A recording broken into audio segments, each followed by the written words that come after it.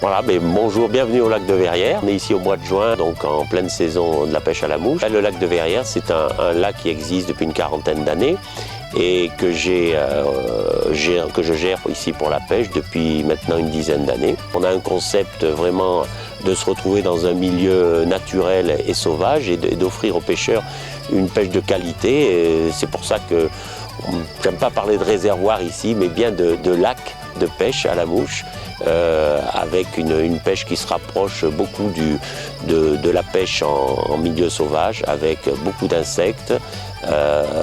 On pêche à bord de barques irlandaises, donc la pêche en dérive ici retrouve tout son intérêt, comme sur les lacs irlandais, et on est bien dans un paysage qui rappelle l'Irlande. On essaye d'offrir aux pêcheurs une pêche variée, avant tout une pêche de surface, puisque c'est aussi l'intérêt de Verrières avant tout, c'est d'avoir, on va dire, de la fin mars à la fin octobre, une pêche de qualité en surface, et avec bien sûr des beaux poissons, des poissons qui maintenant pour la plupart ont grandi dans le lac.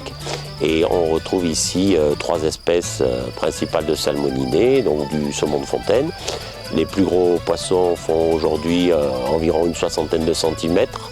Les truites fario, dont certaines sont issues de la reproduction naturelle.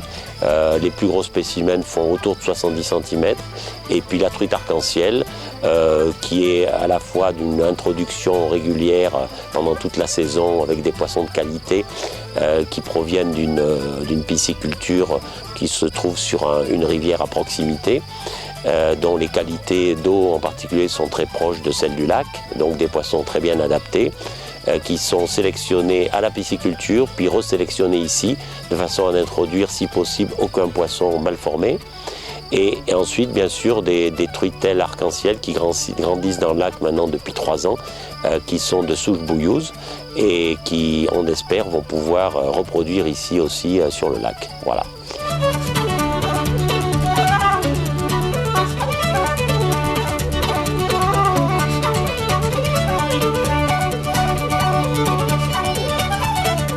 Le lac est très riche au niveau de la végétation, à une faible profondeur, ce qui permet aux insectes de très bien proliférer. On a donc en particulier beaucoup d'éphémères, de belles éclosions de chironomes aussi. Au niveau des éphémères, ça va être des petites olives, principalement des cloléons. On les trouve bien au mois de mai. Là, actuellement, sur le mois de juin, on a encore un temps assez couvert, donc on a encore beaucoup de petites éphémères qui sortent. Les poissons s'installent dessus. On a une grosse gamme d'insectes terrestres aussi, au niveau des cyalis, des barbarotes et puis d'autres variétés de coléoptères. On va retrouver pas mal de trichoptères, en particulier Phryganea grandis, qui se différencie bien par sa grosse taille. Il faut pêcher avec des imitations de sedge sur hameçon de 8, c'est pas mal. On a quelques autres variétés de sedge aussi. Vu la configuration du lac, sa faible profondeur, du coup il y a une jolie activité de surface aussi. Donc on se heurte à des poissons très vigoureux, qui se nourrissent bien, qui gobent une bonne partie de la journée, peu importe le temps. D'ailleurs, plus le temps est mauvais et plus la pêche est facile, bien souvent. Un temps couvert, un peu de vent facilite la pêche.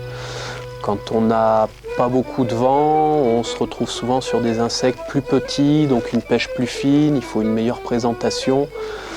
Il y a besoin d'affiner un petit peu la technique et du coup quand on affine on a aussi beaucoup plus de casse, donc c'est des fois délicat de trouver le juste milieu. Beaucoup de pêche en sèche, mois d'avril sur les cyalis en particulier, ça marche bien. À partir de fin avril, début mai, on commence à trouver de grosses éclosions d'olives. Mois d'avril, ça se tiendra plutôt sur le chironome. Mai-juin, on a beaucoup d'olives. Ensuite viennent s'ajouter à ça les tipules, les bibiomarcies, différentes variétés de chironomes, encore une fois, suivant le temps, donc différentes tailles, différentes teintes, sachant qu'elles aiment bien tout ce qui est émergent quand même, c'est ce qui procure les meilleures pêches. Mois de juillet-août, suivant le temps, on va rester beaucoup sur des terrestres, encore ces fameuses olives. Si vraiment le temps devient caniculaire, on peut pêcher sur une pêche un peu plus profonde. On pêchera beaucoup avec des montanas, des larves de libellules, des différentes variétés de casques d'or tout simplement, juste pour atteindre la couche d'eau où les poissons se tiennent, sachant qu'il n'y a jamais besoin d'aller à plus de 3 mètres de profondeur. Une soie intermédiaire en général suffit largement, ou une pointe assez longue avec une mouche lestée. Pour ma part, je pêche qu'avec une petite soie flottante et j'ai pas de problème particulier l'été, il faut juste attendre un peu que la nymphe descende. Le streamer peut bien marcher aussi. On a aussi du poisson fourrage dans le lac, on a du verron, on a du goujon, on a des loches. Vu la quantité d'insectes qu'on a, je pense que pour le poisson, c'est beaucoup plus simple d'attraper des insectes que de chasser des poissonnets. Ça leur fait un peu de fourrage sans doute pour l'hiver, mais ça s'arrête là. Et après, passer l'été, éventuellement la canicule, un peu de pêche sous l'eau, on va revenir petit à petit à une pêche principalement sur des olives, des chiros. Il y a moins de sedge sur la fin de saison, par contre la pêche avec des gros modèles de sedge à draguer en surface marche très très bien, en particulier au mois d'octobre, voire novembre, si on peut prolonger un peu la saison, qu'on n'est pas ennuyé par les coups de neige qui peuvent faire fermer le domaine tout simplement ici, à partir de début novembre.